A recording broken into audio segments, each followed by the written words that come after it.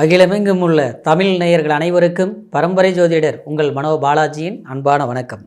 மீனராசியில் பிறந்த அன்பர்களுக்கு இந்த 2026 பிப்ரவரி மாத ராசி பலன்கள். இந்த பிப்ரவரி மாதத்தில் நவ கிரகங்களுடைய பெயர்ச்சிகள் அப்படின்னு பார்த்தோம்னா சனி பகவான், குரு பகவான், ராகு, கேது இந்த கிரகங்கள் எந்த ஒரு பெயர்ச்சியும் இல்லை.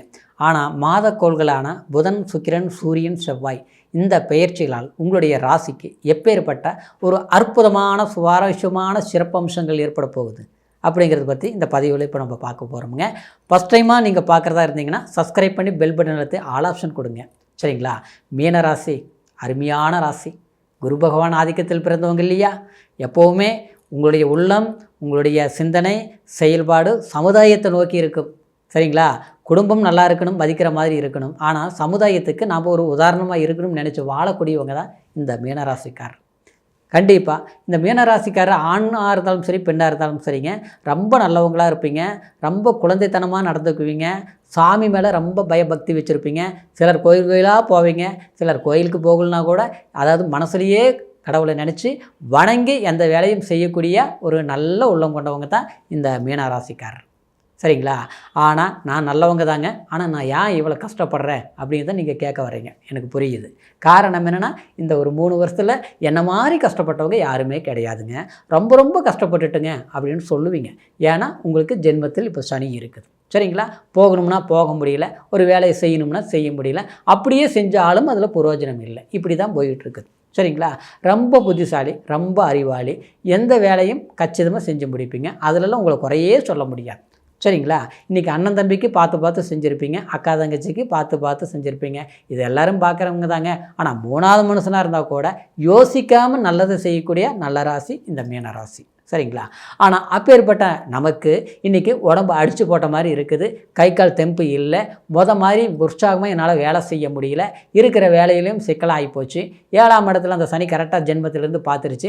குடும்ப வாழ்க்கையிலையும் குழப்பமாகி போச்சு. ஆக மொத்தத்தில் நான் அடுத்தவனுக்கு இன்றைக்கி ஒரு உதாரணமாக இருந்தேன். ஆனால் இன்றைக்கி என் வாழ்க்கை இப்படி இருக்குது அப்படிங்கிற ஒரு கேள்வி உங்கள் மனசில் இருக்குது. சரிங்களா? ஆனால் இது எல்லாமே இருந்தாலும் சரிங்களா, இந்த பிப்ரவரி மாதம் உங்களுடைய ராசிக்கு சரிங்களா கிரக பெயர்ச்சிகள் எப்படி அப்படின்னு பார்த்துட்டோம்னா, புதன் உங்களுடைய ஜென்மத்தில் அதாவது உங்களுடைய ராசிக்கு 4ஆம் அதிபதியும் 7ஆம் அதிபதியும் சரிங்களா 12ஆம் இடத்துக்கு வரார். அப்போது உங்களுடைய கலஸ்தரஸ்தானம், உங்களுடைய ஃப்ரெண்ட்ஷிப் பழக்க வழக்கம், நீங்கள் ஏற்படுத்தின ஒரு நட்பு வட்டாரங்கள் பிரச்சனைகள் வந்தது பார்த்தீங்களா, சரியாயிரும். கவலைப்படாதீங்க. சரிங்களா? 4ஆம் தேதியிலிருந்து பிப்ரவரி 4லிருந்து அடுத்தது பார்த்தோம்னா சுக்கிரன் யாருங்க? உங்களுடைய ராசிக்கு முயற்சி ஸ்தானாதிபதி, அதாவது ஆடம்பரத்தை கொடுக்கக்கூடியவர் தான், தப்பு இல்லை. ஆனால் 8ஆம் அதிபதியாகவும் அவர் தான் வருவார். அப்போ அந்த சுக்கிரன் உங்களுக்கு எப்போவுமே அசுரகுரு தேவகுரு ஒத்து வராது. இருந்தாலும் பிரச்சனைக்குரியவர் லாபஸ்தானத்தில் இருந்துட்டார் இதுக்கு முன்னால். அப்போது 6ஆம் தேதி வரைக்கும் கொஞ்சம் பொறுமையாக இருங்க. சரிங்களா? பணம், பொருள், பயணம், வண்டி வாங்கிறது, அப்புறம் நமக்கு தேவையான ஒரு கார் வாங்கிறது, அப்புறம் ஒரு துணிமணி வாங்கிறது, நம்ம ஒரு நகை நட்டு வாங்கிறது, இதெல்லாமே எங்கே வாங்குற மாதிரி இருக்கிற பூரா அடகு வைக்கக்கூடிய சூழ்நிலை போயிடுச்சு. அதெல்லாம் நினைக்க வேண்டாங்க. வச்சதை கூட நீங்கள் வாங்க வேண்டிய சந்தர்ப்பங்கள் ஏற்படும். சரிங்களா?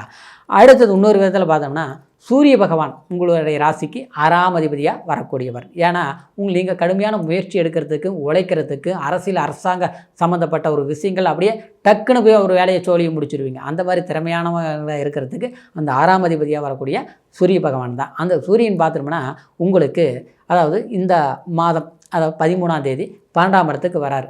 மறைஞ்சு போச்சு, கவலையப்படாதுங்க. கெட்டவன் கிட்டிடு ராஜயோகம், அந்த யோகத்தை கொடுக்க போகிறாரு உங்களுக்கு சூரிய பகவான். ஆச்சுங்களா?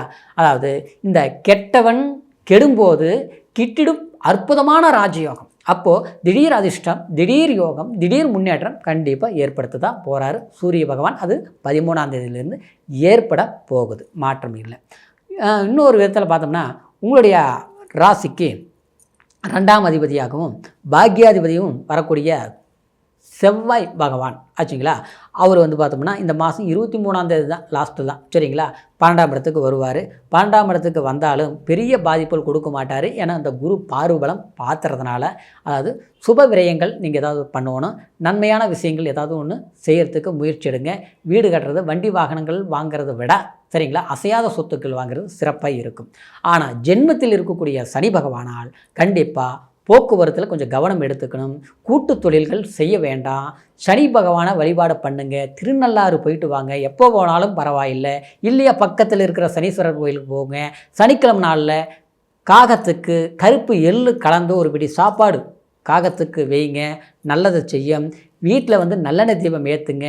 அதாவது எப்போ டைம் கிடைக்கிற போது நவகிரகங்களுக்கு போயிட்டு வாங்க. நவகிரக கோயிலுக்கு போயிட்டு வர்றது, ஆஞ்சநேயர் கோயிலுக்கு போயிட்டு வர்றது, இது எல்லா கோயிலுக்கும் ஒரே முறை போக சொல்ல, ஏதாவது ஒரு கோயிலுக்கு போயிட்டு வாங்க. மாற்றமாக இருக்கும். குலதெய்வத்தை கைவிட்டவே வேண்டாம். மனசார கும்பிடுங்க. ஏன்னா ஜென்மச்சனி, சரிங்களா?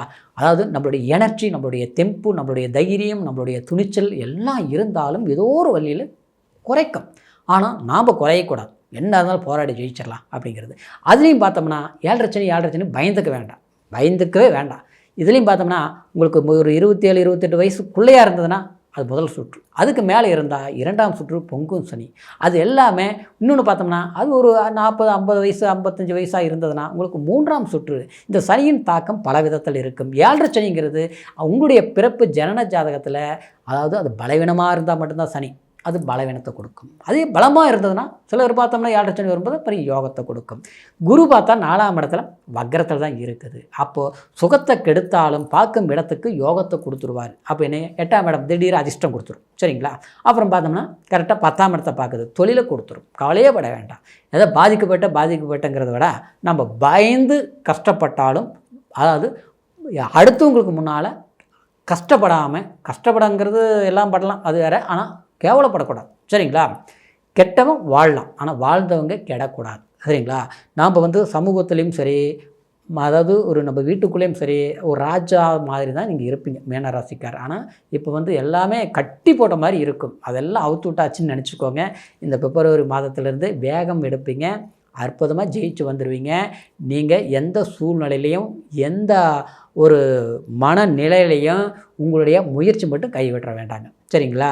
ஏன்னா உங்களுடைய பலமே அதாவது நம்பிக்கை தான். அந்த நம்பிக்கையை வச்சுட்டிங்கன்னா நீங்கள் நினச்சதை சாதிச்சே தருவீங்க. அது பெருமைக்குரிய ராசி இந்த மீன ராசி, சரிங்களா? அப்போது நீங்கள் இந்த பிப்ரவரி மாதத்தில் ஓரளவுக்கு சாதகமாக இருக்குது. ஆனால் புதிய திட்டங்கள் தீட்டுறதுலேயும் கொஞ்சம் கவனம். வண்டி வாகனம் போக்குவரத்துலேயும் கொஞ்சம் கவனம். அடுத்தது கொடுக்கக்கூடிய வாக்குறுதிகளை கொஞ்சம் கவனம் யோசிச்சு பண்ணணும். டாக்குமெண்ட் சம்மந்தப்பட்ட இதில் கொஞ்சம் எச்சரிக்கையாக இருக்கணும். வணங்க வேண்டியது சனி பகவான், ஆஞ்சநேயர் வழிபாடு, குலதெய்வம் தவறாமல் பண்ணுங்கள். காகத்துக்கு அன்னம் வைங்க. நிச்சயமாக உங்களுடைய வாழ்க்கையில் சிறப்பு மாற்றங்கள் ஏற்பட்டு தீரும். பிப்ரவரி மாதம் அற்புதம், சரிங்களா? இப்போ சொன்ன பலன் கோச்சாரங்கிறது ராசியை வச்சு சொல்லியிருக்கிறோம். இருந்தாலும் லக்னம் பிறவி ஜாதகத்தில் தான் தெரியும் அது என்ன தசாபுத்தி நடக்குது, அதனால் எந்த மாதிரி யோகங்கள் இருக்குதுங்கிறது முழுமையான பலன்கள். நம்ம ஜாதகம் சாதகமாக இருக்குதாங்கிறது நம்ம ஜாதகம் பார்த்து தான் தெரிஞ்சுக்க முடியும். அதனால் உங்களுடைய ஜாதகத்தை ஒரு முறை பார்த்துக்குங்க.